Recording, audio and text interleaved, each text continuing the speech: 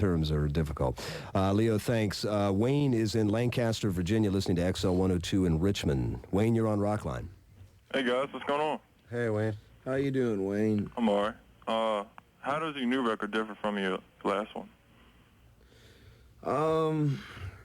Well, let's see. I think when we made the first record, we had been kind of sick and tired for a long time of kind of, living from couch to couch or place to place, and I guess our frustrations were misguided towards other people and other forces on the outside. So maybe we sounded like overly typical angry young men, But this album, because of being together and living through certain experiences, some good and some bad, this album forced us to sort of look inward a lot more, and so it became a very personal record. And so everything that you hear on the album is stuff that really comes from inside, other than being like observations, social observations. It's like a more personal, and it does feel that way. It feels like a more personal record. And yet there is, you talked about the first record being, sort of the angry young men kind of thing.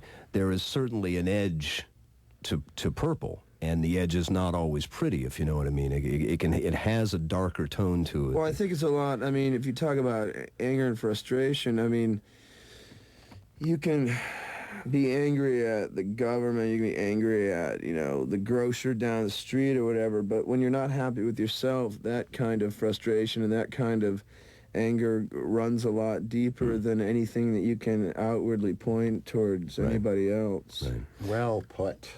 Going back to the first record, the song that won Stone Temple Pilots a Grammy, this is Plush.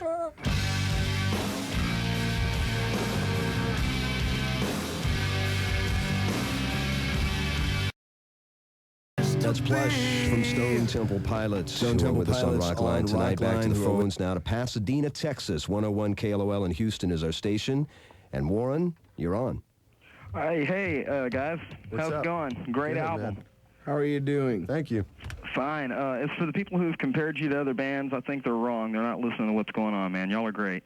And my question is, whatever happened to the EP that was already finished and canceled at the last moment? What was on it? And also, if y'all have any more side projects like the Crow soundtrack.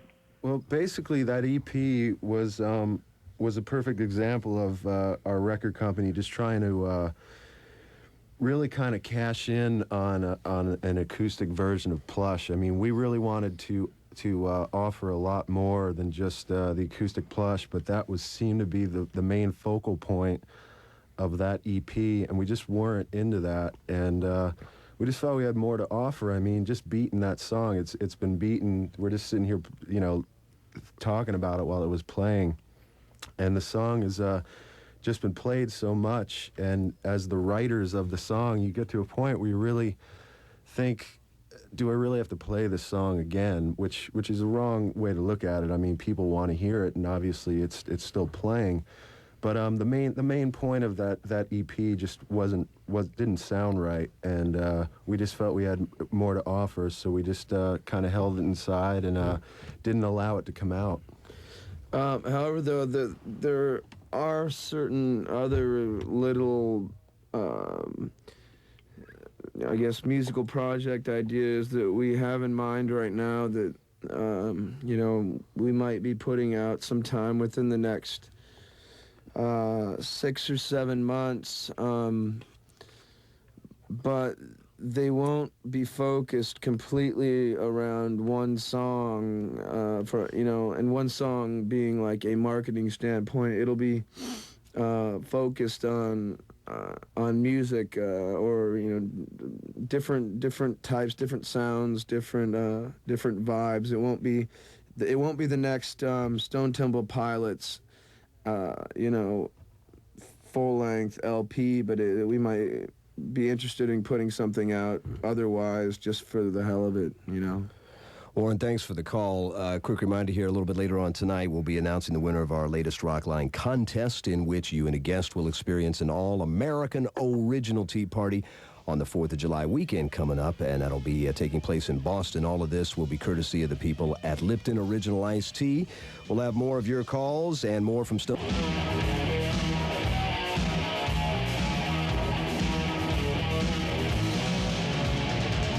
Hi, this is Paul Stanley from KISS, and you're listening to Rockline, live on the Global Satellite Network. You betcha. Be sure to wrap up your 4th of July weekend with us next Monday night as we give you the opportunity to speak with Gene Simmons and Paul Stanley of KISS, who will be here to talk about the great new KISS tribute album, aptly titled Kiss My Ass.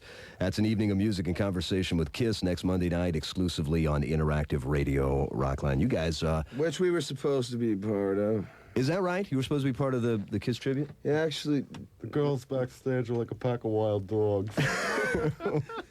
Actually, yeah, Gene Simmons called Robert at his house, and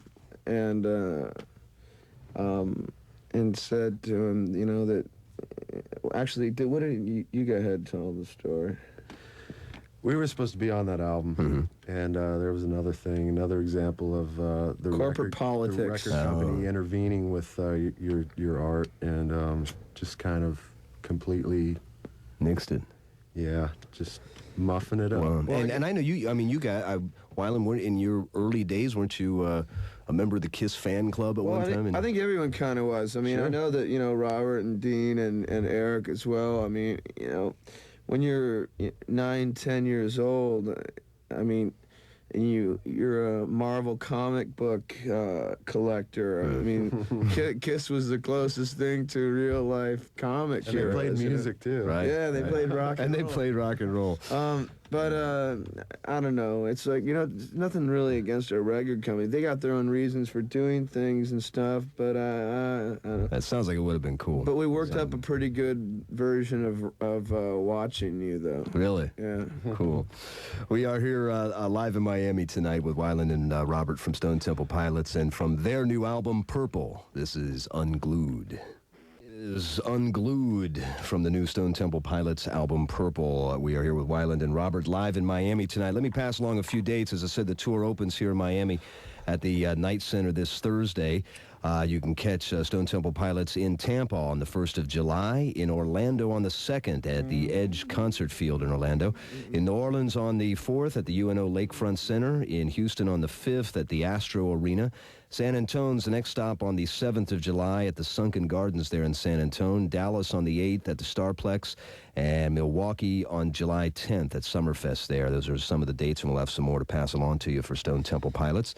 Back to the phones we go now to Vegas, where I understand it was 140 degrees at the Grateful Dead show there the other day. That's a little hot. Dan is listening to Comp 92.3 in Las Vegas. Hey, Dan, you're on with Stone Temple Pilots. Hey, how's it going? Basically, the question that I have for you is, what point did you guys change your name from when you guys were gigging in San Diego? Well, see, there's a bit of a misconception there.